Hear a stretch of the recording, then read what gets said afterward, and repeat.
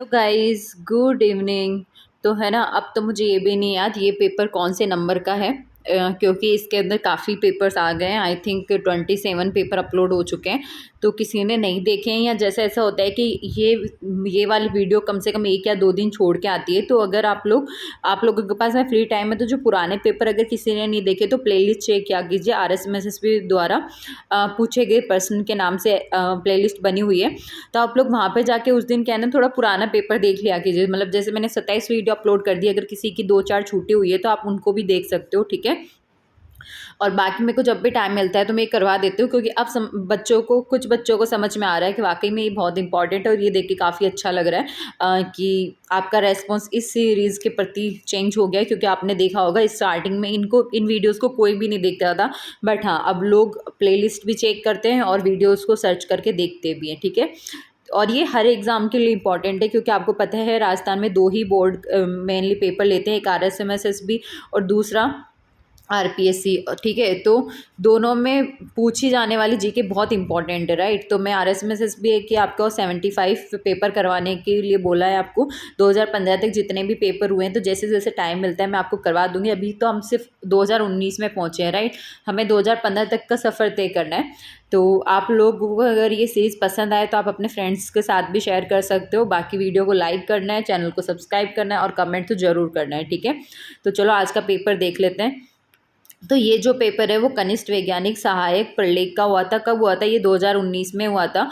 22/9/2019, ठीक है। अब इसके आपको पता ही है इंस्ट्रक्शंस के लिए तो मैं यही बोलूँगी, है ना आपको। आप पेपर देने जाओ उस दिन आराम से टाइम मिलता है ना खूब। जिनकी तैयारी बहुत अच्छी होती है उनके लिए टाइम कम पड़ता है, जिनकी तैयारी अच्छी नहीं होती है उनके पास में इतना टाइम होता है ना कि क्या ही बताऊँ मैं। ये आपने फील किया होगा, अगर कभी बिना तैयारी के लिए पेपर देने गए तो टाइम निकालना भारी पड़ जाता है कि ये 2 घंटे कब निकलेंगे, राइट।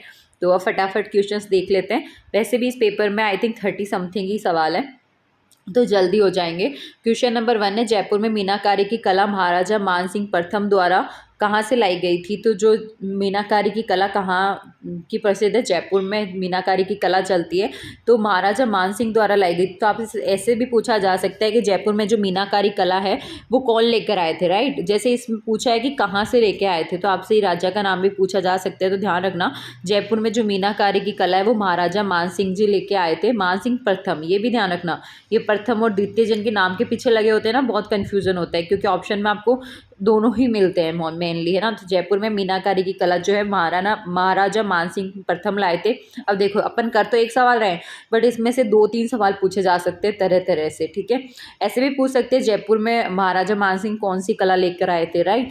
तो हर तरह से आपको सोचना है कि इस पेपर को मतलब इस क्वेश्चन को और कैसे घुमाकर पूछा जा सकता है। तो ध्यान रखना, जो जयपुर में मीनाकारी की कला है वो महाराजा मानसिंह लाहौर से लेके आए थे। ये वही लाहौर आई थी जो पाकिस्तान में पड़ता है, राइट।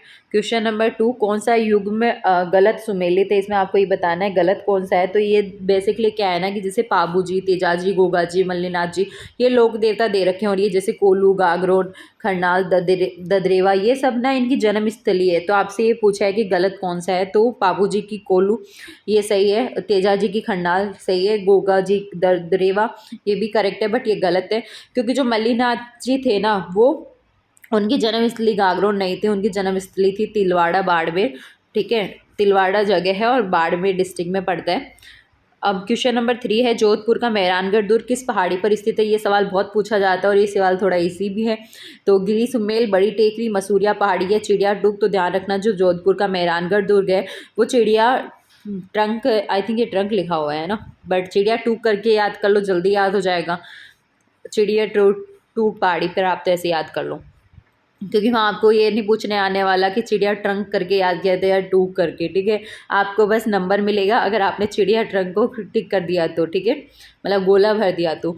जहांगीर ने बादशाह बनने के बाद किस राजपूत शासक के मनसब में कमी की थी? तो जहांगीर जब बादशाह बन गया था तो कौन से राजपूत शासक के मनसब में कमी की थी? राजा भगवंत दास, राजा मानसिंह, राजा भारमल या राजा जसवंत सिंह? तो इसके अंदर ऑप्शन भी करेक्ट हो जाएगा, राजा मानसिंह। क्वेश्चन नंबर नेक्स्ट है, राज्य में राजनीतिक गतिविधियों के संचालन हेतु किस राज्य में 1934 में प्रजामंडल की स्थापना की गई थी? तो 1934 में कौन से प्रजामंडल की स्थापना की गई थी? जोधपुर की, कोटा की, अलवर की या मेवाड़ की।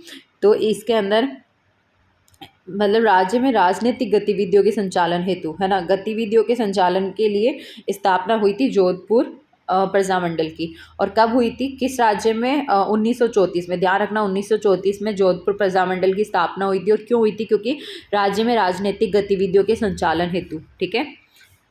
क्वेश्चन नंबर 10 है, 8 सितंबर 1857 को कौन से स्थान पर ठाकुर खुसाल सिंह की सेना ने जोधपुर की राजकीय सेना को पराजित किया था।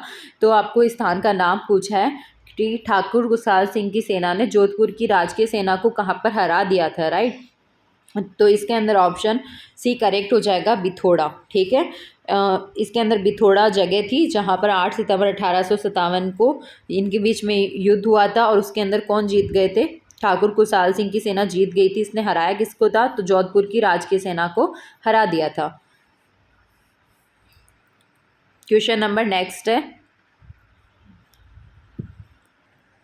मेवाड़ के किस महाराणा ने अजमेर दरगाह के 4 गांव अनुदान में दिए हैं। तो मेवाड़ के कौन से महाराणा थे जिन्होंने अजमेर दरगाह के 4 गांव क्या है, दान में दे दिए थे। तो इसके अंदर संग्राम सिंह, जगत सिंह द्वितीय, फतेह सिंह या फिर अमर सिंह द्वितीय। तो इसके अंदर जगत सिंह द्वितीय, ऑप्शन बी करेक्ट हो जाएगा। क्वेश्चन नंबर 12 है, निम्नलिखित में से कौन सी जोड़ी सही नहीं है। तो आपको ये बताना है गलत कौन सा है। तो मारवाड़ उत्सव जो है वो जोधपुर में मनाया जाता है, सही है। ऊँट महोत्सव जो है वो बीकानेर में मनाया जाता है, ये भी सही है। हाथी महोत्सव जयपुर का प्रसिद्ध है, जयपुर में मनाया जाता है। जो ब्रज महोत्सव है ना, यहाँ पे धौलपुर नहीं आएगा, भरतपुर आएगा। ये भरतपुर होता है तो करेक्ट होता है, यहाँ पे धौलपुर होने की वजह से ये गलत हो गया।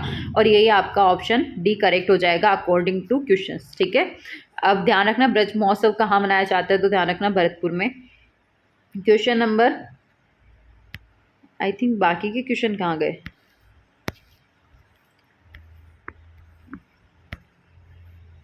अच्छा, क्वेश्चन नंबर 13 है, ऐसे तो फिर हमने और सवाल भी छोड़े होंगे, एक सेकेंड रुकना। जल्दबाजी में ध्यान ही नहीं दिया कि इस तरफ के सवाल रह गए थे, कोई बात नहीं, अब करवा देती हूँ। तो क्वेश्चन नंबर 5 था, निम्नलिखित में से कौन सा काल अजयराज द्वितीय से संबंधित है। 905 ईस्वी, 320 ईसा पूर्व, 1105 ईस्वी या फिर 1305 ईस्वी। तो अजयराज द्वितीय से जो संबंधित काल है वो है ऑप्शन सी करेक्ट है, 1105 ईस्वी। क्वेश्चन नंबर 6 था, घोसुंडी शिलालेख में कौन सी भाषा प्रयुक्त की गई है। तो अभी शिलालेख वाला अपना टॉपिक चल रहा है, अगर किसी को ये पढ़ना हो तो आप लोग थोड़ी वन लाइनर जो अपनी चल रही है उसके अंदर पढ़ सकते हो। मैंने घोसुंडी शिलालेख के बारे में बहुत अच्छे से आपको बताया, कहाँ से कैसे सवाल बन सकते हैं वो चीज़ भी। तो इसमें जो भाषा यूज़ की गई है वो प्राकृत थी, हिंदी थी, संस्कृत थी या राजस्थानी थी। तो ध्यान रखना संस्कृत भाषा का यूज़ किया गया था। इसके बाद में क्वेश्चन नंबर 7 है, निम्न में से किस महिला को राज्य चुनाव विभाग की ब्रांड एम्बेसडर 2012 नियुक्त किया गया था। तो इसके अंदर भाग्य लक्ष्मी, स्नेहा शेखावत, चंपा कंवर या कृष्णा पूनिया। तो कृष्णा पूनिया को ब्रांड एम्बेसडर घोषित किया गया था। ठीक है, कब, 2012 में। और किसके, राज्य चुनाव विभाग की। ठीक है। क्वेश्चन नंबर 8 है, भारतीय संविधान के अनुसार राजस्थान को भारत के किस श्रेणी के राज्य में रखा गया है। तो ये भी मैंने जो अब वन लाइनर सीरीज चली है ना उसके अंदर अभी कल या परसों ही बताया था। नहीं, ये राजस्थान के परिचय में बताया था, मुझे याद आया। आई थिंक राजस्थान के परिचय के सेकंड पार्ट के अंदर कि जो भारत राजस्थान है उसको भारत के मतलब भारत की किस श्रेणी में रखा गया था। तो मैंने उसमें आपको बताया था कि इसे द्वितीय श्रेणी बी, भाग बी में रखा गया था। तो वो जो वन लाइनर सीरीज चल रही है ना वो भी इतनी ही इंपॉर्टेंट है। जिनको भी राजस्थान जी के समझ नहीं आ रही, एक बार देखना जरूर, आपको कुछ तो समझ में आएगा। ओके, वैसे राजस्थान जी के में समझने जैसा कुछ नहीं होता, बट आपको मैंने उसमें हर चीज़ बताई है कि कहाँ से कैसे सवाल पूछे जा सकते हैं। एक बार देखना जरूर, और अगर सही लगे तो कंटिन्यू भी करना। ओके, तो हम क्वेश्चन नंबर 13 पे पहुंच चुके हैं। राजस्थान में त्योहारों की शुरुआत श्रावणी तीज से होती है और अंत कब होता है। तो आपसे पूछा है कि आप जो राजस्थान में त्यौहार होते हैं वो कहाँ, कब से लेके कब तक चलते हैं ना। तो श्रावणी तीज से तो शुरुआत होती है, बट हरियाली तीज, चतरा चौथ या गणगौर या शीतलाष्टमी कब जाकर ख़त्म होते हैं। तो गणगौर, अभी आपको पता होगा गणगौर चल रहा है।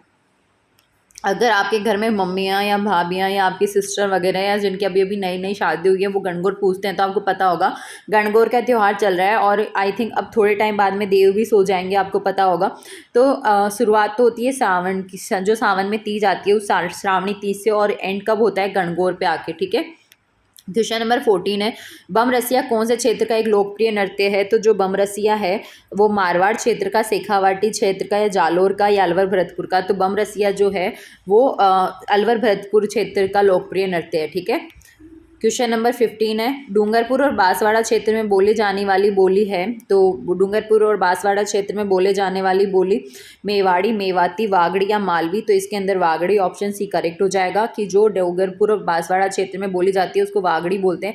ध्यान रखना यहाँ पे वह बकरी वाला नहीं है, ये वह वकील वाला है। ठीक है, ये ऐसा वाला वागड़ी है, वह मत कर देना गलती से, गलत हो जाएगा अदरवाइज। तो ध्यान रखना। ऐसे भी पूछा जा सकता है कि वागड़ी लैंग्वेज कौन से क्षेत्र में बोली जाती है? तो ध्यान रखना डूंगरपुर और बांसवाड़ा के अंदर। क्वेश्चन नंबर 16 है, निम्नलिखित जोड़ों में से कौन सा सुमेलित नहीं है? तो आपको गलत बताना है। ठीक है, तो इसके अंदर सज्जनगढ़ उदयपुर ये सही है, रणथंभौर सवाई माधोपुर में ये भी सही है, सरिस्का जो है वो अलवर में है ये भी सही है, बट राम सागर जो है वो कोटा में नहीं है, वो धौलपुर में है।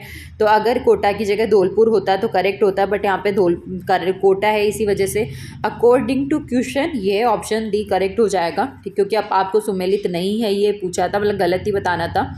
विश्व पर्यावरण दिवस कब मनाया जाता है? तो विश्व पर्यावरण दिवस 5 जून को।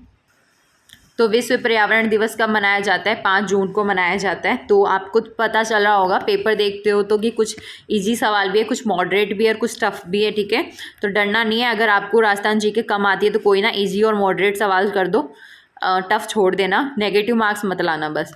सूखा संभावित क्षेत्र कार्यक्रम किस वर्ष में प्रारंभ हुआ था? तो जो सूखा संभावित क्षेत्र कार्यक्रम है वो 1974-75 में प्रारंभ हुआ था।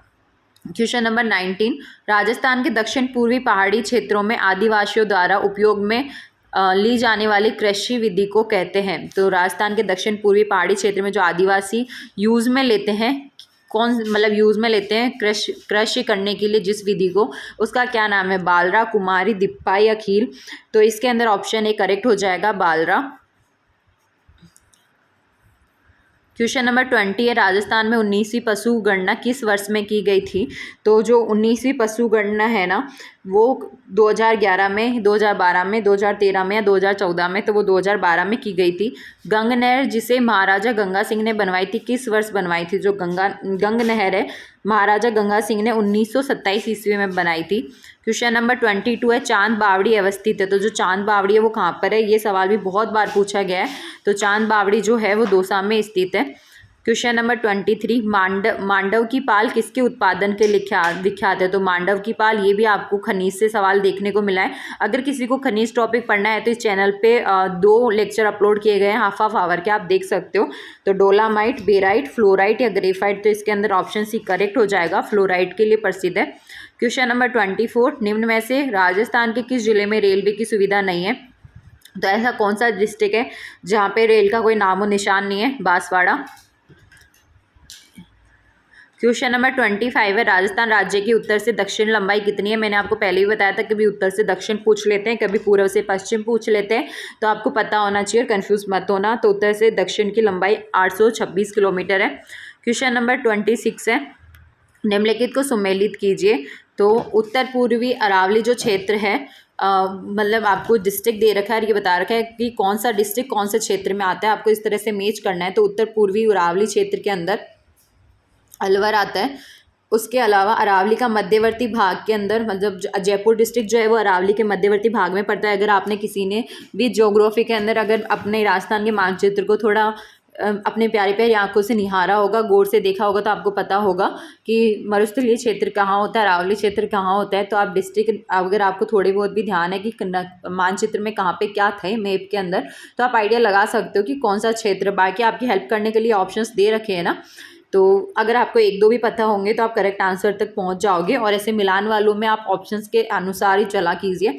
जो उदयपुर है वो भोराट क्षेत्र में पड़ता है और जो सिरोही है वो दक्षिण अरावली में आता है। अब देख लो कौन सा ऑप्शन करेक्ट हो जाएगा इसके अकॉर्डिंग, तो ऑप्शन सी करेक्ट है। क्वेश्चन नंबर 27, 56 मैदान का संबंध निम्नलिखित में से किस नदी से? तो 56 का मैदान है वो कौन सी नदी से रिलेटेड है? पार्वती, माही, कोठारी या खारी? तो माही नदी से संबंधित है। इसके बाद में क्वेश्चन नंबर 28 है, राजस्थान में कोपेन द्वारा वर्णित AW प्रदेश निम्न में से कहाँ पाया जाता है। देखो कोपेन वाला वर्गीकरण बहुत इंपॉर्टेंट है। अगर आपके पास ज़्यादा टाइम नहीं है तो गूगल पे कोपेन द्वारा वर्णित जलवायु ऐसे डाल के देख, मतलब ऐसे डाल के सर्च कर लेना, आपको एक PDF जैसा कुछ, PDF जैसी, या फिर आपको जो भी शॉर्ट के अंदर तो वहाँ पे डिटेल में मिल ही जाएगा, जो आपको आसानी से समझ में आ जाएगा। ठीक है, बट ये वाकई में इंपॉर्टेंट है, कर लेना, क्योंकि क्वेश्चंस देख के ही पता चलता है कि मतलब कितने फ्रिक्वेंटली क्वेश्चंस कौन से टॉपिक से आ रहे हैं ना। तो राजस्थान में कोपेन द्वारा वर्णित AW प्रदेश में से कहाँ पाया जाता है। तो नागौर आता है, जोधपुर आता है, या डूंगरपुर या उदयपुर। तो इसके अंदर ऑप्शन डी करेक्ट हो जाएगा, डूंगरपुर। क्वेश्चन नंबर 29 है, निम्न में से कौन सा खनिज मृदाओं में लवणीयता एवं क्षारीयता के समाधान हेतु उपयुक्त है। अगर जो मिट्टी है उसके अंदर लवणीयता और क्षारीयता की मात्रा बढ़ जाती है तो इनमें से क्या मिलाओगे आप उसके समाधान के लिए, सोडियम, जिप्सम, टंगस्टन या मैग्नीशियम। तो ध्यान रखना, जब मृदा में लवणीयता और क्षारीयता की मात्रा बढ़ जाती है तो उसके अंदर जिप्सम मिलाया जाता है। क्वेश्चन नंबर 30 है और ये आज का इस पेपर का लास्ट सवाल है। ठीक है, तो निम्नलिखित को सुमेलित कीजिए तथा नीचे दिए गए कूटों का प्रयोग करके सही उत्तर चुनिए। तो जो इमारती लकड़ी है, आपको वृक्ष का नाम दे रखा है वनोत्पाद का। तो इमारती लकड़ी आपको किससे प्राप्त होती है। तो इमारती लकड़ी जो है वो शीशम से प्राप्त होती है। चारकोल किससे प्राप्त होता है। चारकोल कीकर से प्राप्त होता है। कत्था प्राप्त होता है खेर से, और कत्था प्राप्त होता है खेर से, और ये जो बीड़ी है ये तेंदू के वृक्ष से प्राप्त होती है। ठीक है, तो आप देख लो, आप इसके अकॉर्डिंग ऑप्शन डी करेक्ट हो जाएगा। तो ये वाला पेपर ख़त्म हो चुका है यहीं पे। ठीक है, मिलते हैं नेक्स्ट पेपर में। और आपको ये वाली सीरीज़ अच्छी लग रही है तो प्लीज़ कमेंट करना, और हाँ अपने दोस्तों को भी शेयर कर सकते हो जिनको भी राजस्थान जीके या जो भी RSM SSB बोर्ड एग्ज़ाम लेता है। अगर कोई किसी भी एग्ज़ाम की तैयारी कर रहा है तो ये उनके लिए भी काफ़ी हेल्पफुल है। तो मिलते हैं नेक्स्ट पेपर में, तब तक के लिए बाय।